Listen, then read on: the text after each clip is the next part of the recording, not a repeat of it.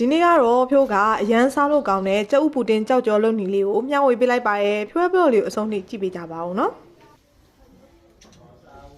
Hello အားလုံးမင်္ဂလာပါရှင်ဖြိုး page ကနေပြန်လည်ကြိုဆိုလိုက်ပါရဲ့ကြက်ဥပူတင်ကြောက်ကြော်လုပ်ဖို့အတွက်လိုအပ်တဲ့ပစ္စည်းလေးတွေကိုပြောပြမယ်နော်နိုးစီနိုးစဲရေရ1လီတာခွဲပြီးရင်စားရဲ့ကြောက်ကြော်ကတစ်ထုပ်တကြား30သားကြက်ဥ9လုံးလိုအပ်တာပေါ့နော်အရင်ဆုံးဖြိုးကဒီနိုးစိမ်ဘူးလေးတွေကိုဖောက်ပြီးတော့ထည့်ပေးပါမယ်ဒီကြက်ဥပူတင်ကြောက်ကြော်လေးကလေလောရတာလည်းလွယ်တယ်စားရတာလည်းအရန်ကောင်းတယ်ဒီလား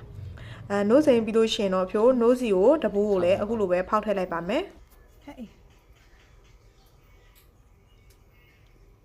သူကကြတော့အချိုနည်းနည်းစူးတယ်အချိုနဲ့အစိမ့်နဲ့အရသာရှိတယ်ပေါ့နော်အကယ်၍ကိုကလေနိုးစီရဲ့အချိုအရသာကိုကြိုက်တယ်ဆိုလို့ရှင်တကြားကိုနည်းနည်းလျှော့လိုက်ပေါ့နော်အချိုများများကြိုက်တယ်ဆိုလို့ရှင်တော့တကြားကိုပို့ထည့်လို့လည်းရတယ်နော်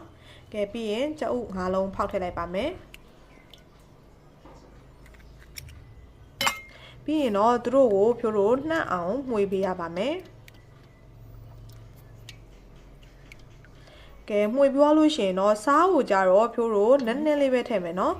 စားလေးနည်းနည်းထည့်မယ်ပြီးရင်တကြားကိုထည့်ပေးပါမယ်တကြားကြတော့30သားများလို့ရှိရင်တော့နည်းနည်းလေး short ထည့်လို့ရတယ်နော်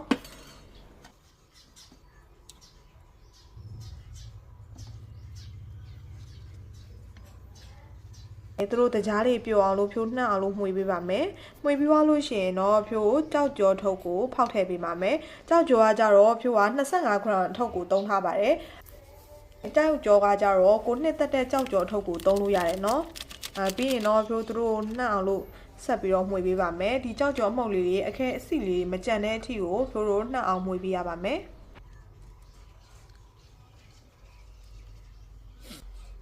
ကဲနှမ်းသွားပြီဆိုလို့ရှိရင်တော့ဖြိုးတို့စကြိုလို့ရပြီပေါ့နော်အိုးရဲကိုရေ1လီတာခွဲထည့်လိုက်မယ်ရေလေးနည်းနည်းလေးပူတဲ့အထိကိုစောက်ပြီးသွားမှဖြိုးကဒီကြက်ဥနဲ့ခုနကမှွေထားတာလေးတွေကိုလောင်းထည့်လိုက်ပါမယ်ကဲလောင်းထည့်ပြီးသွားလို့ရှိရင်တော့ဖြိုးတို့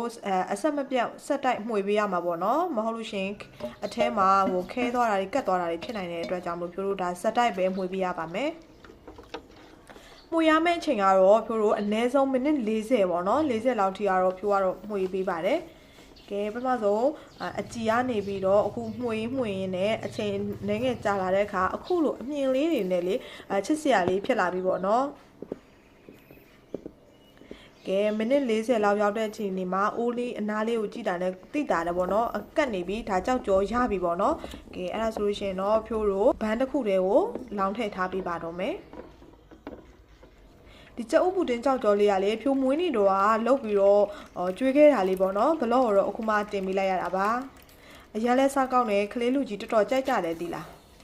ကဲအခုထိပ်ပေါ်လို့ရှိရင်တော့ဖြိုးတို့တနိုင်လောက်နေလို့ရှိရင်တော့ကြက်ဥပူတင်ကြောက်ကြော်လေးကခဲသွားပါပြီ